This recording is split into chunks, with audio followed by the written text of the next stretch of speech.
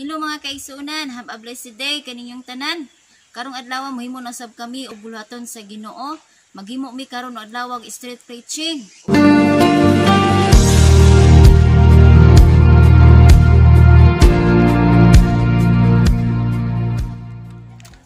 Okay, maayong hapon kanatong tanan dinhi sa Barangay Katipunan.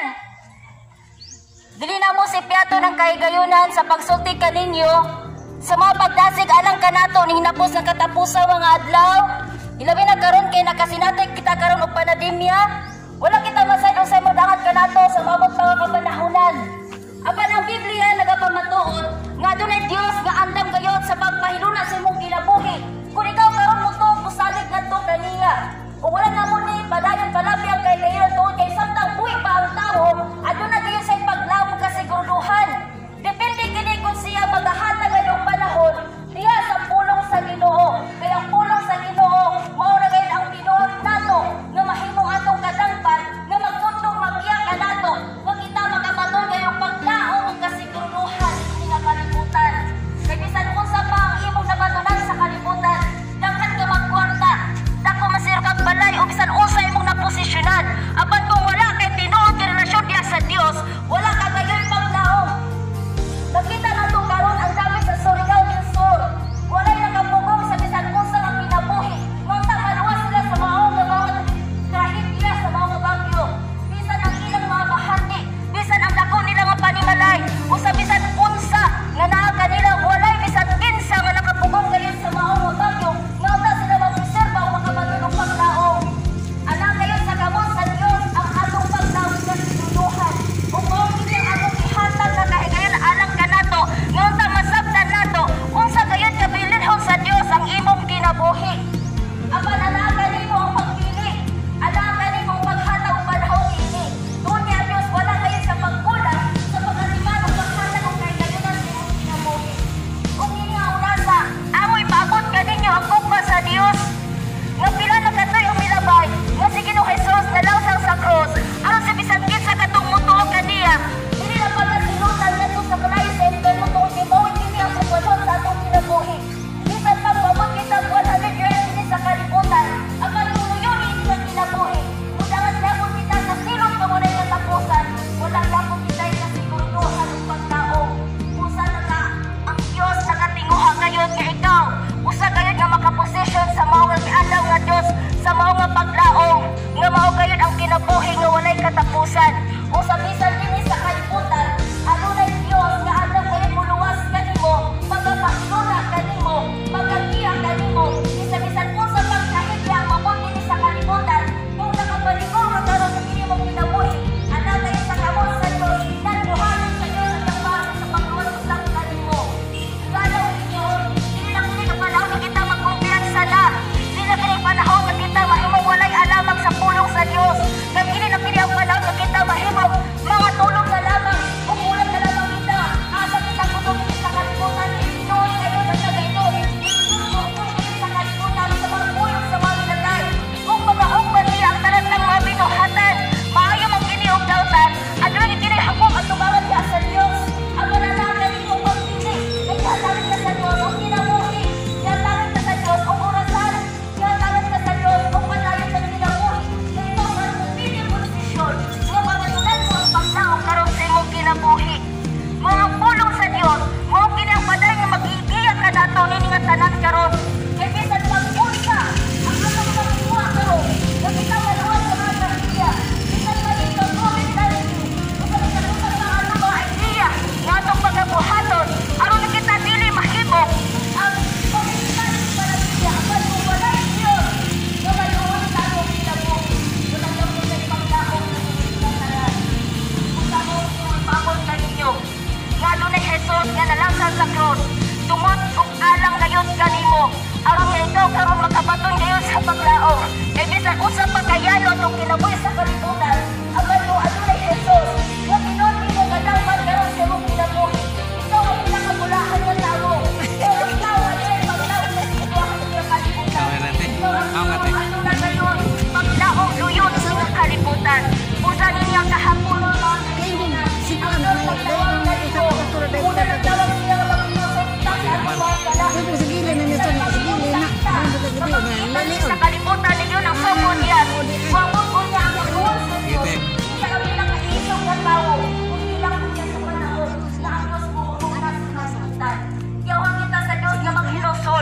taligon sa atong mga sala, ug moduol ngadto kaniya. Magiyan na niya sa iyang mga pulong. Kaysa palagpon ang kita, kanuyan sa Dios. Naghan niya kahit gayon ang atong mga kinabuhi, nga kita makasinati niya sa madagayaon niya kinabuhi. Apan kung walay alam, nga may mumutuson sa iyang tubangan, dahil ang Diyos andam gayon sa pagsuko niya maangkal sa kalangitan, yun sa pag-ukom gayon sa kalibutan. Sa bisan po sa masod yun sa yuta, kita wala pagtaon sa kalibutan. Kita wala at gayon.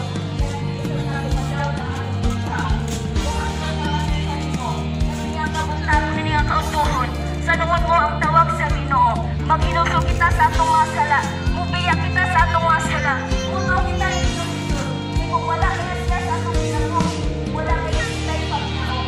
Tawag na kayo sa Diyos, nagsulat kaya siya kanimo. Ikadua, ang Diyos nagtawag kanimo sa pagpangalagan. Kay kining kinabuhi nga na to karon, katuyuan kaya kini sa Diyos nga ikaw iyang paghaharian, ikaw iyang pagapuy-an sa iyong kinabuhi, nga ikaw karon iyang pagagiyahan. Kung wala kayo sa Ginoo sa atong kinabuhi, wala kita ikasiguraduhan mo niya. Kung ang nagtawag dito, nang itawag alangan nito kaniya, matagal ang panahon ang iyong mga pulong. Matagal ang pagkakayunan, kasi Ginoo Hesus maghari sa atong kinabuhi. Kaysa lamang magbiya na lang doon sa katawasan. Kaya lamang magbiya na lang sa kinabuhi kung wala yung katapusan. Kaya lamang ang maghatag ka na itong kasiguruhan. Ito hindi ang kalimutan. Kaya isang pagmayot na karoon yung kitapusgan. Ana nato ang tanan. Apan kung walay Jesus, nalaghari sa atong kinabuhi, wala kang munay.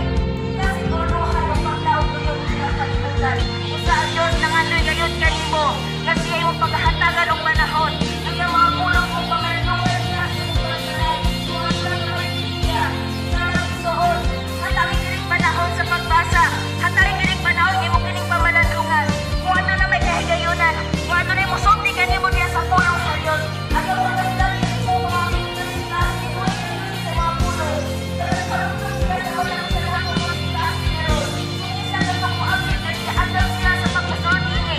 Kung iyan, kaya nga ito sa kinabuhi. Yung puno ngayon sa pagtawag sa siguraduhan. Nabisan mo sa palimutan, hindi sa kalimutan.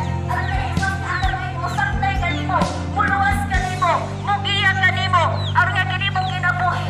Hindi ba ito palimutan sa kalimutan? Kung sa larangan siya, hindi man ako nakapulo, nagpaluktok siya. Ang naghihigayon ang Diyos sa mong kinabuhi. Ang naghihigayon ang iyong mga pulong. Tabangan ka sa Diyos sa pagkinabuhi. Nga ikaw karoon mahimong ano na ngayon kung saan tumangan sa Diyos. Kung isan mo sa may pamon kanimo, kung sa may mulahan kanimo, ano naman kay problema, ano na may sakit, banatian, o isan unsa, o sa bisan unsa karoon na binangan yun sa kalimutan. Kung mo ang lagi ng mga nahihiya. Ang Diyos, andam kayo sa pagluwas kanimo, andam kayo sa pagserba kanimo, ang mananagan kanimo ang pagpili kung ikaw sa Kristo, posisyon, imunawa, o imo siyang padayon, na tinguhaon karon sa imong kinabuhi. Higala igsuon mahal ka sa Dios.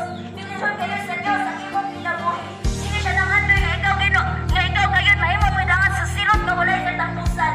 Usa ka mahinungban ko niya. Sa mabot ko niya ibadangan sa Dios ni sa kalibutan. Kaya bisan unsa pa nga makasasala ang tao. Ang Dios na ikaw gayon kanimo.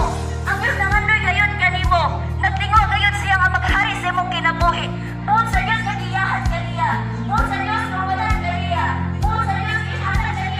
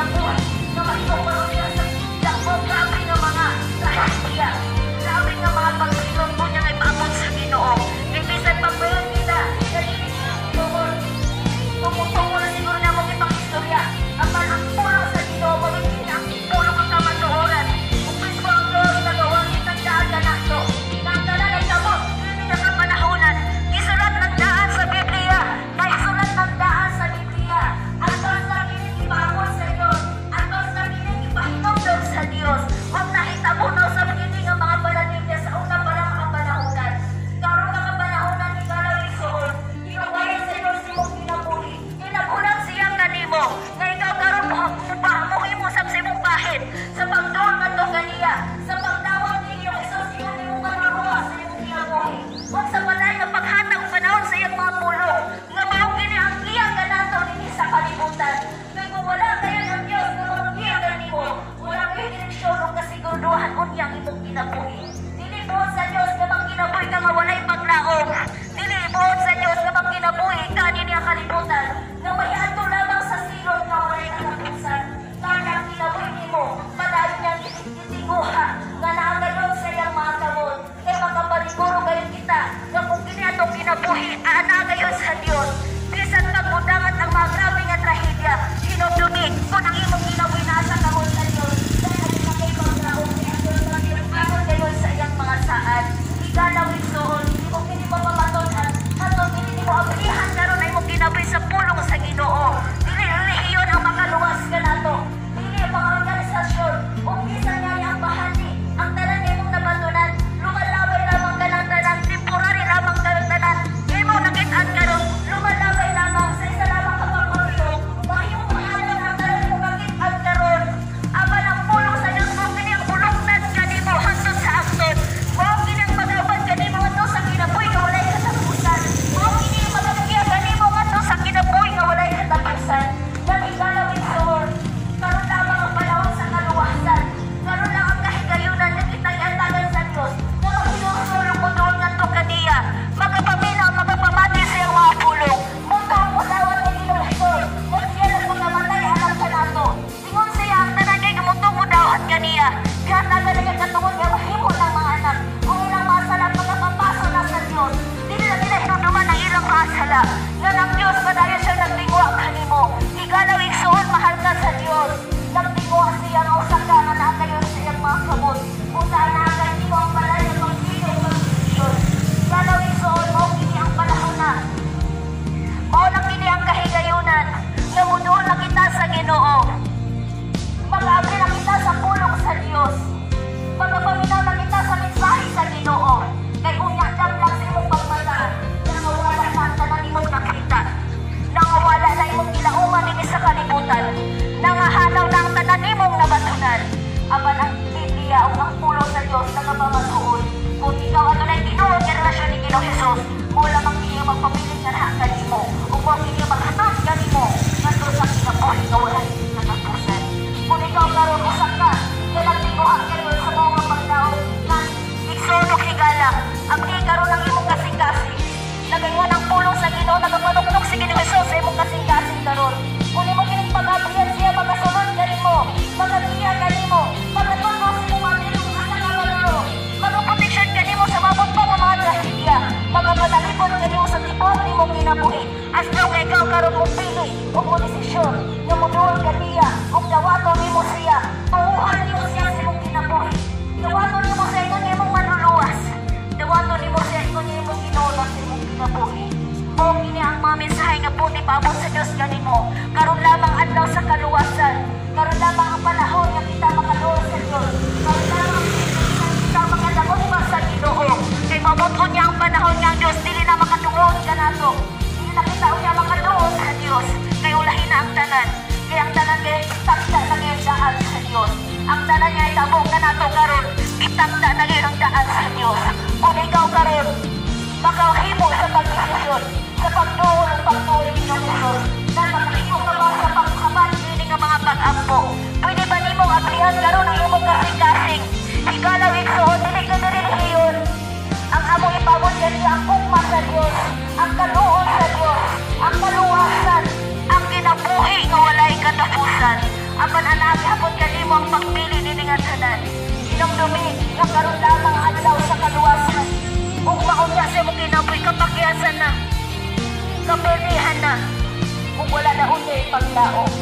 Igalaw igsoon, ilog kayo sa Diyos ang imong kinabuhi. Kung ikaw karon nagtinguhan kayo na madugtugya sa kamot sa Ginoo, makapatulog nino ng relasyon sa Diyos, na sabat ani umubo nga mga pag-ampo, maghimo kita ang mga pag-inusul, muduol kita sa Diyos, musambit kita sa Diyos. Kaya ang Diyos andam kayo sa pagpatalimhog kanimo, andam kayo sa pagpaminaw kanimo, nagayon siya sa iyang mga pulong. Kung kita magasugid ngadto sa itong masala ngadto sa Diyos, Diyos siya nga matarong ang maluluyon, andam kayo sa pagpasaylo ka nato. Wala niya kita nabubusa ka, wala niya kita nabubusa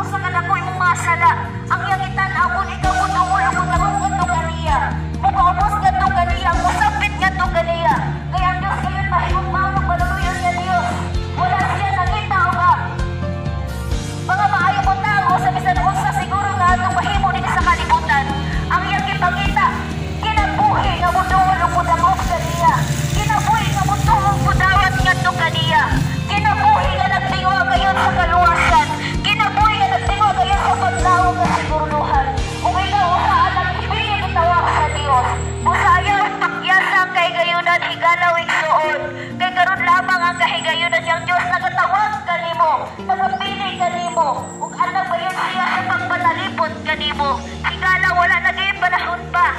Nawala siguro na karon nga busy pa ako. Dili pa ako karon nga makahata og panahon sa Dios. Siguro magkaito karon nga wala ko'y panahon aron pulong sa Ginoo. Kay daghan kayo ko mga trabaho, negosyo, sa nga gitrabahoan ako di sa kalibutan. Naligala ito teka, karon lamang ang pahanahon ang kahigayon na ihatag sa Dios. Wala kita masaling sabay sa hiyang mabuti pa. Hindi nga ito pipulian. Ama nakapanigurong ko na ang Diyos ang pili ng tawag ngayon kanino. Kung ikaw karon ano na itulungo, sa tanang nakaduog karon, sa tanang panimalay na nakaduog ini nga megapon. Makahimo ka ba sa pagsabat diha sa imong itulad? Hindi nga mo po lang mga pag-ampo. Nagtawag kayo ng Diyos kanimo sa pag-inusol. Nagtawag kayo ng Diyos na ikaw maghataw ang panahon nito kaniya. Nagtawag kayo ng Diyos sa imong kinabuhi. Mahal ka kayo sa Diyos, pinunod ka kayo sa Diyos. Dugo ni Ginoong Hesus ang ibayan kanimo. Aron na ikaw pinimasilot sa imperno. Aron na ikaw makabatod na yan sa paglaom. Dugo ang kinabuhi ni Ginoong Hesus ang ibayan niya sa kanimo. Aron na ikaw hindi magkinabuhi na wala'y paglaom. Ano na kayo paglaom? Ano na'y plano ang Diyos kanimo? Ano na'y Diyos na nahigumpa kanimo? Ano na'y Diyos na naluwi kanimo? Ano na'y Diyos na nakita karon sa imong kinabuhi? Ano na'y Diyos na anda lumasaminaw sa imong mga problema? Ano na'y Diyos na anda gayon magapanalipod kanimo? Sa panahon nga ito na'y mga trahedya. Higala rin suot karon lamang ang kahigayunan. Mahal ka sa Diyos. Ang imong kasing-kasing karon. Tuwata sa Ginoong Hesus. Dili sa iyo nang iyong ibot alam kanimo. Iyang kinabuhi mo iyang ibayan nga sa kanimo. Aron na ikaw o karon dayon makabaton sa kaluwasan. Ana kanimo ang pagbili nining hatanan. Apan hinumdumi. Magayon ka unya panahon nga kita matubag na sa Dios. Basino niya mo yung ikaw nga walay nagsulti kanimo hinumdumi higalaw yung suon. Ngano na ikatulong ang tawag ang Dios kanimo, ang tawag sa kamatayon. Naging ng Ibrahano 9:27, mamatay sa magkausa ang tao, ang panuman niya lang siya pagkahukman. Higalaw yung suon, dili nato tagnaasap ni talabuto na sa kalibutan. Ang nakapaniguro ang Biblia, nga ang tanan ngayon nga mamatay, nga walay ginoon nga relasyon ng Ginoong Hesus. May dapat ngayon ganito sa silot nga walay katapusan. Ang tanan nga mutong mo dawat sa anak sa Dios. Dili na ngayon pagkasilutan. Sinabay na siya sa mga kamatayon, kung dili analagan ganiya ang kinabuhi nga walay katapusan. Busa mo ang inyang paday na mga pagdasig kaninyo. Dawatan karon sa Ginoong Hesus. Pataliog ang iyang mga pulong. Agriyang mong kinabuhi karon niya sa Diyos. Sa magkausa, ikson, higala, sa tanan nakadugong. Makay mo baka sa pagsabat, ani nga mga pag-ampo. Punuan kita sa Diyos. Mudangon kita karon sa Diyos. Musakpit kita karon sa Ginoo. Sabat lang ani mo po nga mga pag-ampo. Ginoong Hesus, bugtong anak sa Diyos. Ani ako karon, nagapaubos. Ako giangkot, nga ako gayon makasusala. Kung dili na ko, kayang iluwas ang akong kaugalingon. Ginoong Hesus, ako kagitawat, ingon nga maluluwas, ingon nga Ginoo sa akong kinabuhi. Sulod ka sa akong kasing-kasing. Harii ako, iyahi ako, tudluhi ako sa tanan sa kinabuhi na walay katapusan. Ginoong Hesus, ikaw na ang akong hari. Ikaw na ang akong Diyos. Ikaw na ang akong manluluhas. Ginoong Hesus, huwag ka na ako mapag-ampo sa ngalan ni Hesus. Amen. Ako na rin mag-ampo alang nga David. Amahan nga balaan dalayon ka sa walay katapusan. Nakita mo ang Diyos ang matag usaha karon nga kasing-kasing mong kinabuhi. Tinuod kayo ng imong mga saad, Lord. Nang tanan kayo gamutong mudawat kanimo, hatagan mo kayo sa kinabuhi. Kinabuhi nga madagayaon din sa kalibutan. O kinabuhi nga walay katapusan niya sa langit. Ginoong Hesus, ang tanan nga nag-aampo, ang nag-inusol, o ang nagadawat, o nag-aabli silang kasing-kasing anak kanimo, Lord. Ipabati ka nila nga tinuod kayo ni mo mga pulong. Nabuhi ka kayo yung Diyos na mo ginasambit. Na ikaw makakita kayon kanamo. Na ikaw magatupag kayon sa among mga pag-ampo. Na ikaw magasulban kayon sa among mga problema. Na ikaw mag-aayo kayon sa among mga sakit.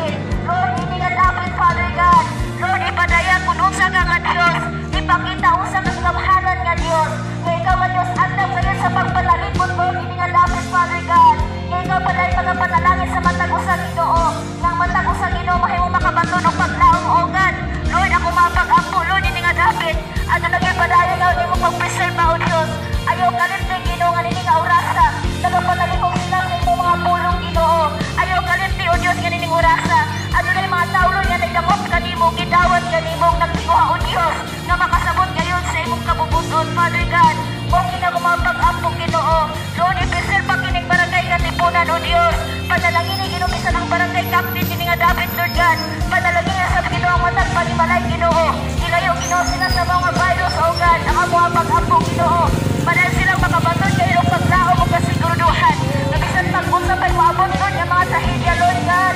Ayaw kalimti kini nga David, barangay Katipunan o Dios. Ikaw mga panalipon kini nga tanan Ginoo. Amay mo yan kanimo Lord, kini nga David o Dios. Salamat o Ginoo. Dagan pang mga trabaho, may paabot Lord sa mga tatay o sa tanan Lord nga nalingabuhin Ginoo ni nga David Lord. I-bless usap ang mga negosyo Ginoo, ang tanan Lord nga mga panginuhaan ni nga David Father God. Huwag tanan Lord God nga mga tawhan ni nga David Lord. Lord, salamat imong pagablihan ang ilang kasing-kasing Ginoo. Masabtan nila Lord ay imong planong kabubuton silang kinabuhi. Mo kina kumapag-ampo o Dios, galayon ka sa walay katapusan sa pangalan ni Ginoong Hesus. Amen. Hello mga kaigsunan. Pasalamat gid nako sa Ginoo kay nahimong nagmalampuson gyud ang bulaton ug sa kaduha lang gyud namo nga igigayon nga naka street preaching me ug salamat kayo nga gipahilo na gyud kayo sa Ginoo ang tanan. Ug salamat sa inyo usab nga padayon nga pagigduyog sa matag video ug bulaton ug ang Dios mga